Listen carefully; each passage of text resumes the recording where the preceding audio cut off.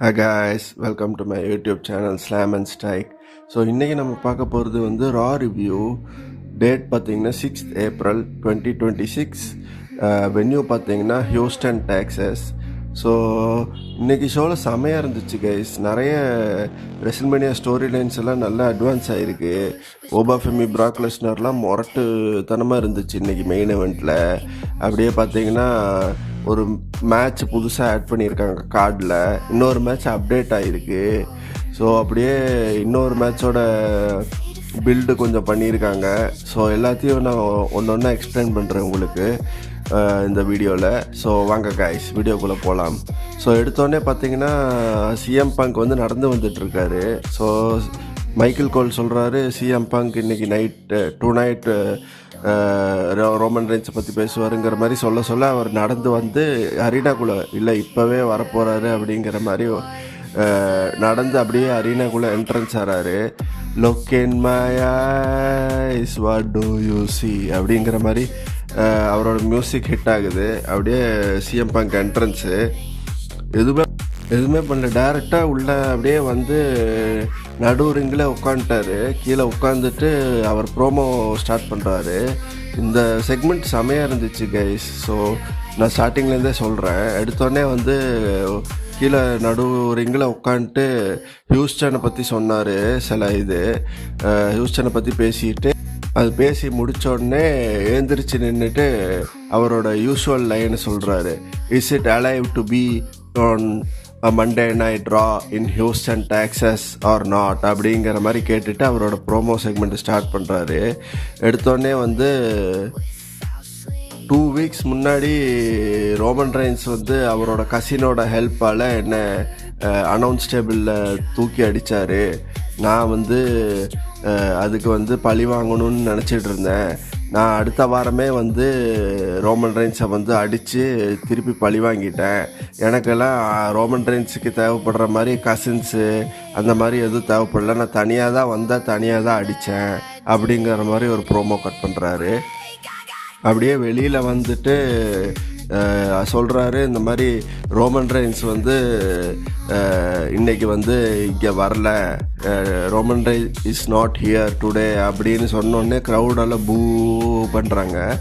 So Roman Reigns இல்லைங்கிறதுனால அவர் சொல்கிறாரு Roman Reigns என்னை அடித்தான், இருந்தாலுமே நான் வந்து அடுத்த வாரமே திருப்பி ரிட்டர்ன் ஆனேன். ரோமன் ரெயின்ஸ் வந்து அப்படி கிடையாது. ரோமன் ரெயின்ஸ் வந்து ஒரு வீக்கான ஆள். ரோமன் ரெயின்ஸ் வந்து என்ன ஓல்டுன்னாரு. நான் ஓல்டு தான், ஆனால் நான் வீக்கு கிடையாது அப்படிங்கிற மாதிரி ஒரு ப்ரோமோ கட் பண்ணுறாரு. அப்படியே அனௌன்ஸ் டேபிளில் ஏறி நின்றுக்கிட்டு ரெசில்மேனியா சைனை காமிச்சிட்டு அவர் சொல்கிறாரு ரெசில்மேனியாங்கிறது வந்து பெரிய ஒரு ஸ்டேஜு, நம்ம 2 பேரும் வந்து ரெசில்மேனியாவை ராக் பண்ணலாம். ஒரு லேடரில் ஏறி அங்கே மேலே ஏறி நின்று பெருசாக ஒரு டெஃபினட்டாக ஒரு பெரிய ஃபைட் ஒன்று பண்ணலாம் அப்படிங்கிற மாதிரி சொல்கிறாரு. ஆனால் வந்து ரோமன் வந்து சிஎம் பங்கோட லெவலில் இல்லை அப்படிங்கிற மாதிரி சொல்கிறாரு. சிஎம் பங்க் வந்து தனி ஆள் தான். சிஎம் பங்குக்கு வந்து அங்கிள் கிடையாது, அவர் ஃபேமிலியெல்லாம் கிடையாது அவருக்கு ஹெல்ப் பண்ணுறதுக்கு. அவர் தனி ஆளாக தான் வந்தார், தனி ஆளாக தான் நின்னார், தனி ஆளாக தான் போனாருங்கிற மாதிரி ஒரு ப்ரோமோ கட் பண்ணுறாரு. அப்புறம் ரோமன் ரெயின்ஸை பார்த்து நீ வந்து ஒரு நெப்போ பேபி, நீ வந்து உன்னோட பவரை யூஸ் பண்ணி தான் நீ எல்லாமே இங்கே பண்ணுற டபிள்யூடபிள்யூல. நான் அப்படி கிடையாது, நான் வந்து எல்லாமே தனியாளாக நின்று தான் பண்ணி இவ்வளோ தூரம் வளர்ந்து வந்திருக்கேன் அப்படிங்கிற மாதிரி சொல்லிட்டு ரோமன் ரெயின்ஸை கிண்டல் அடிக்கிறார். இந்த மாதிரி நீ வரும்போது லேட்டாக தான் வருவ, கிளம்பும்போது சீக்கிரம் கிளம்பிடுவ, நீ என்ன பெரிய இவனா, நீ வந்து என்ன ராக்குன்னு நினைக்கிறியா அப்படிங்கிற மாதிரி ஒரு கேள்வி கேட்டுட்டு ராக்காவது ஹாலிவுட் சூப்பர் ஸ்டாராக இருக்கார் அப்படிங்கிற மாதிரி சொல்லிட்டு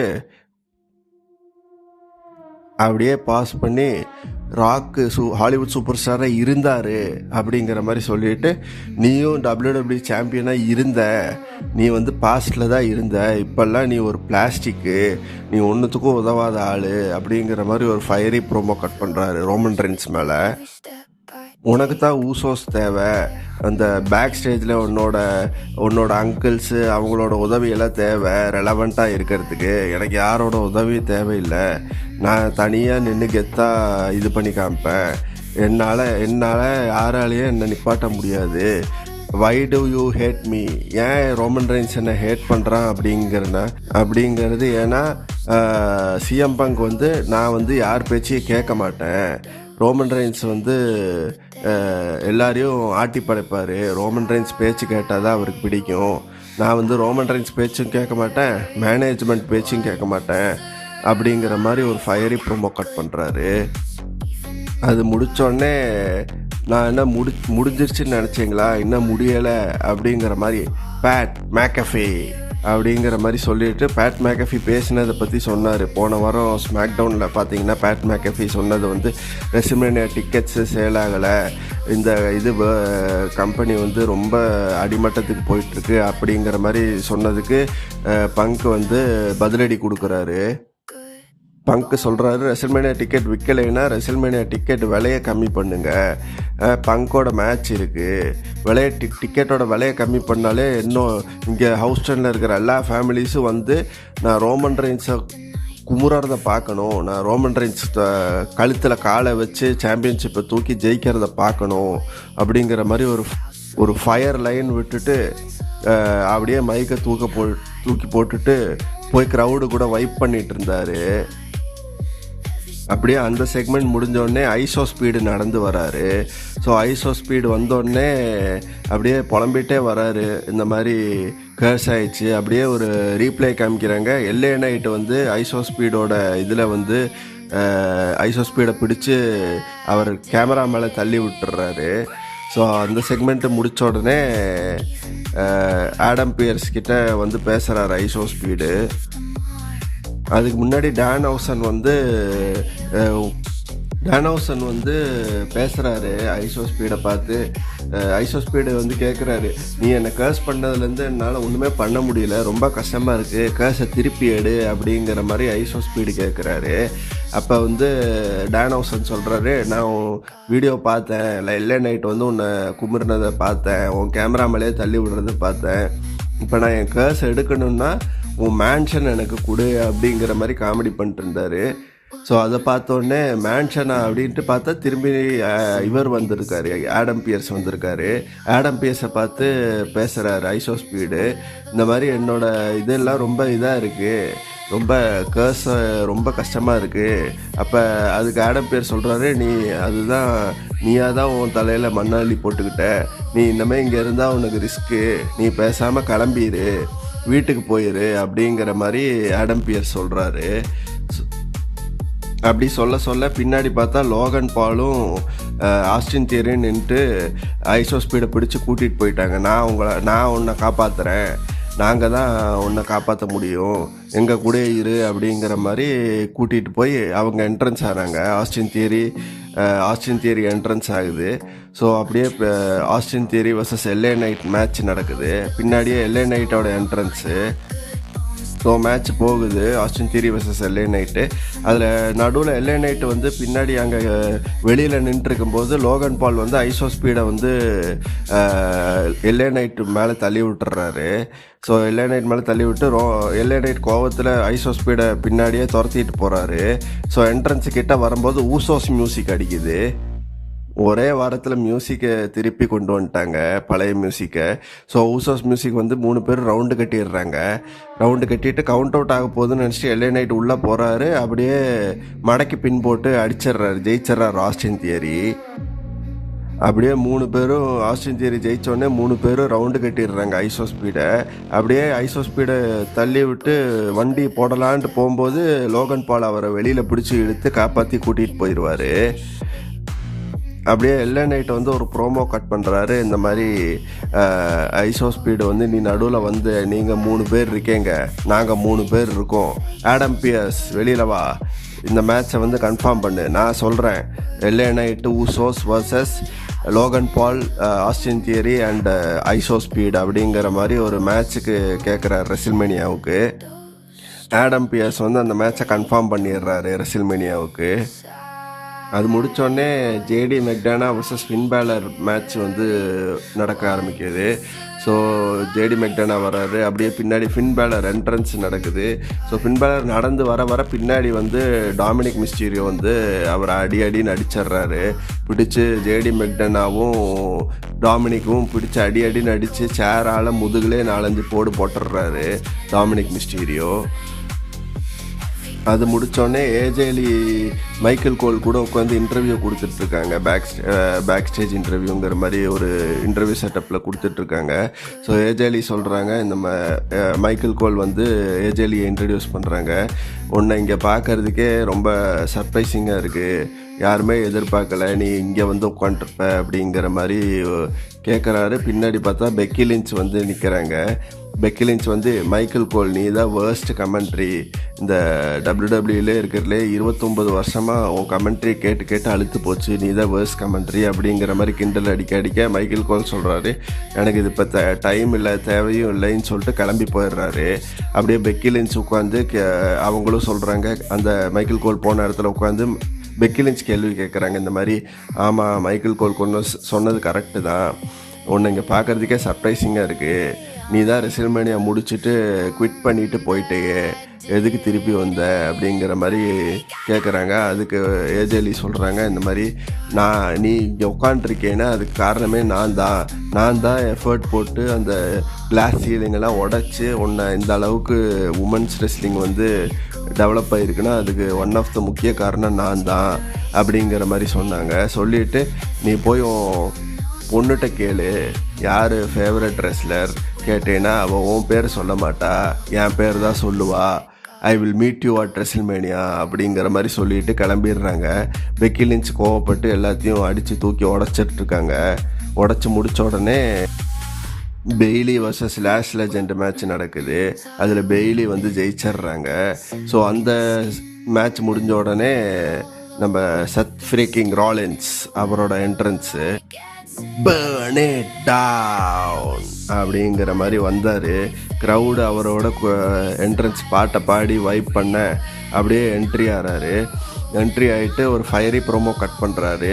நான் வந்து மிஸ் பண்ணேன் 6 மாதமாக இந்த WWE மிஸ் பண்ணேன், நீங்கள் இந்த மாதிரி பாட்டு பாடுறது எல்லாத்தையும் 6 மாதமாக மிஸ் பண்ணேன் அப்படிங்கிற மாதிரி சொல்லிவிட்டு எனக்கு தெரியலை குந்தருக்கு என்ன பிரச்சனைன்னு எனக்கு தெரியலை, அவர் பாட்டுக்கு திடீர்னு வந்தார், அட்டாக் பண்ணார், இதில் இருக்கிற ஒரே லாஜிக் எனக்கு தெரிஞ்ச வரைக்கும் இந்த மாதிரி அவர் பால் ஹேமன் கூட ஏதாவது பிஸ்னஸ் பண்ணிகிட்ருக்காரு, இல்லைன்னா அவருக்கு தேவையே இல்லை, எனக்கும் அவருக்கும் எந்த ஹிஸ்ட்ரியும் கிடையாது குந்தருக்கும் எனக்கும், அப்புறம் ஏன் என்ன அட்டாக் பண்ணாங்கிறது எனக்கு தெரியலை, பால் ஹேமன் தான் அவரை காப்பாற்றுறதுக்கு வேண்டி குந்தர்கிட்ட ஏதாவது பண்ணியிருக்கணும் அப்படிங்கிற மாதிரி ஒரு ப்ரோமோ கட் பண்ணுறாரு. கட் பண்ண குந்தர் பின்னாடி வந்து ஸ்லீப்பர் ஹோல்டு போட்டுடுறாரு. அப்படியே செத்ராலின்ஸ் அதை ரிவர்ஸ் பண்ணி அவரை உதச்சி வெளியில் ரிங்கை விட்டு தள்ளிடுறாரு. ஸோ அப்படியே கிளம்பி போகிறாரு குந்தர். அப்படியே பேக் ஸ்டேஜில் போனால் பால் ஹேமன் வந்து குந்தரை பார்த்து, நீ எதுக்கு இப்படி பண்ணேன்னு எனக்கு தெரியல, ஆனால் நீ எனக்கு மிகப்பெரிய உதவி பண்ணியிருக்க, தேங்க்யூ அப்படிங்கிற மாதிரி சொல்கிறாரு பால் ஹேமன்.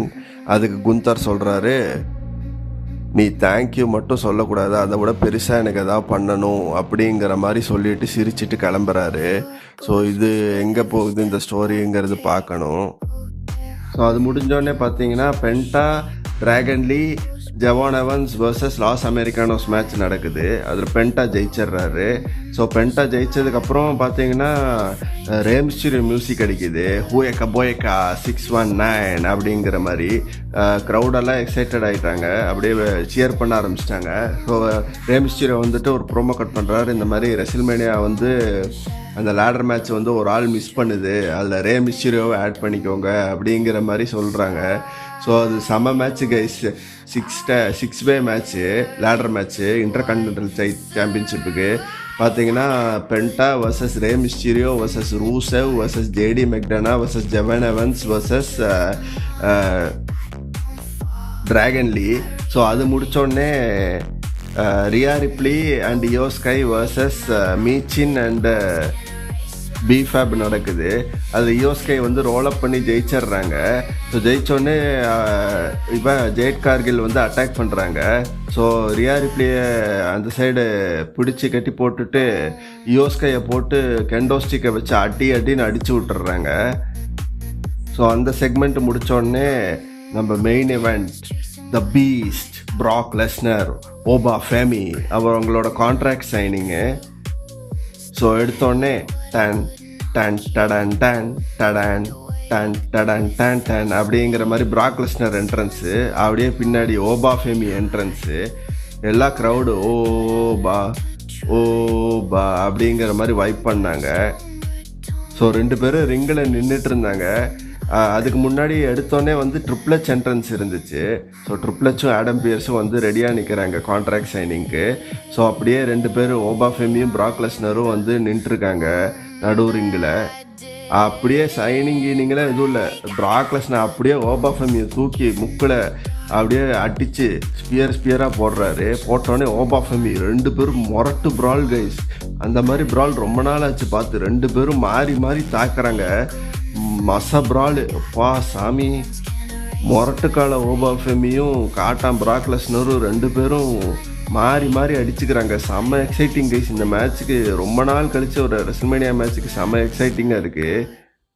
ஸோ அப்படியே வந்து ஷோ ஆஃப் தி ஏர் போகுது இன்றைக்கி ஷோ. அது அவ்வளோதான் கைஸ். ஸோ பார்த்தீங்கன்னா ஒரு ரெஸ்ல்மேனியா மேட்ச்சில் ரே மிஸ்டீரியோ ஆட் பண்ணியிருக்காங்க.